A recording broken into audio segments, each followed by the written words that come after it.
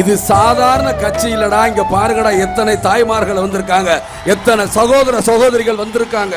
இங்க இருக்கிற கூட்டம் என்ன காசுக்கு வந்த கூட்டமா? எல்லாத்தையும் அடிச்சு வச்சு உங்களால காசு கொடுத்து கூட கூட்டிட்டு வராத முடியாத கூட்டம் தான் இந்த உணர்வுள்ள தாய்மார்கள் கூட்டம். வாழ்ந்தோம் இருந்தோம் இருக்க. இது இந்த மாதிரி அன்பு ஜனங்கள்கிட்ட, என் மக்கள்கிட்ட கிடைக்காத அன்பு வரை யாருகிட்டயா எனக்கு கிடைக்க போகுது? நீங்க கோடி கோடி அள்ளி கொடுத்தா கூட கிடைக்காது இந்த மாதிரி அன்பு. எங்க கிடைக்கும்? என்னையா இந்த 14 கட்சி எனக்கு தேவையில்லை. இந்த தொண்டர்கள் ஒருத்தர் தான் இந்த நாட்டை நான் பிடிச்சு காட்டணும் இல்லையான்னு பார். வருமான வரித்துறை கணக்கு கொண்டு வந்தீங்க, அப்பவும் இந்த விஜயகாந்த் அடிபணியல. அதுக்கப்புறம் கொண்டு வந்தாங்க நில உச்சவரம்புன்னு. இருந்தா எடுத்துக்க, நாட்டை ஆக்கிரமிப்பு நான் இருந்தா எடுத்து, எனக்கு அதை பத்தி கவலை இல்லை. ஆனால் இந்த விஜயகாந்தை எதை வச்சு பயமுறுத்தினாலும் பயமுறுத்துங்க.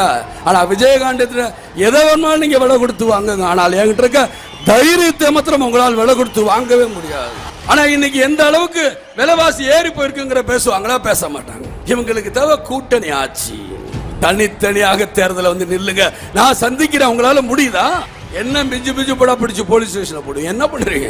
ஜெயில போடுவீங்களா இல்ல கொல்லுவீங்களா? கொண்டு போங்க. என்ன பண்ணிருவீங்க? நீங்க கூட்டணி வச்சுக்கிறீங்களா? கூட்டணி வச்சுக்கிறீங்களா? நான் முதல்ல இருந்தே சொல்றேன், நான் தெய்வத்தையும் மக்களையும் நம்பிதான் வந்திருக்கிறேன். தோல்வி பயம் உங்களுக்கு அதிகமா இருக்கனாலதான் இந்த பயத்துல இருக்கு. ஆனா எனக்கு துளி கூட பயம் கிடையாது. ஏன்னா நீங்க எப்போ ஓட்டு போடுறீங்களோ அப்ப நான் வந்துட்டு போறேன். ஏன்னா என்னால வேலை பார்க்க முடியும். எந்த வயசு வரைக்கும் என்னால் வேலை பார்க்க முடியும். நான் உழைக்கும் வர்க்கத்தை சேர்ந்தவன். நீங்க ஏதோ ஒரு 1500 2000 ரூபாய் இன்னைக்கு ஓட்டுக்கு கொடுக்குறாங்க. இடைத்தேர்தலுக்கு பொது தேர்தல் வந்து 500 ரூபா. அது யாருனால? முன்ன 100 ரூபா 50 ரூபா. இப்ப யாருனால கிடைச்சது?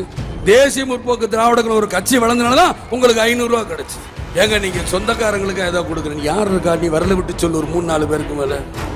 என் மனைவி இருக்கேன், மச்சன் இருக்கேன், வேற யாரும் இருக்கா? என்னமோ எப்படிமா இருக்கிற 234 தொகுதிக்கு என் சொந்தக்காரனே நான் கொடுத்த மாதிரியே பேசிக்கிட்டே இருக்கிறேன். நோட்டை நீங்க வாங்கிங்க, ஓட்ட தேசிய முற்போக்கு திராவிட கழகத்துக்கு கொடுங்க, வேண்டாம்னு சொல்லுங்க. ஏன்னா உங்க பணம் புடுங்குங்க. நீங்க கொள்ளையடிச்சிட்டு போனது புடுங்க வேண்டியது.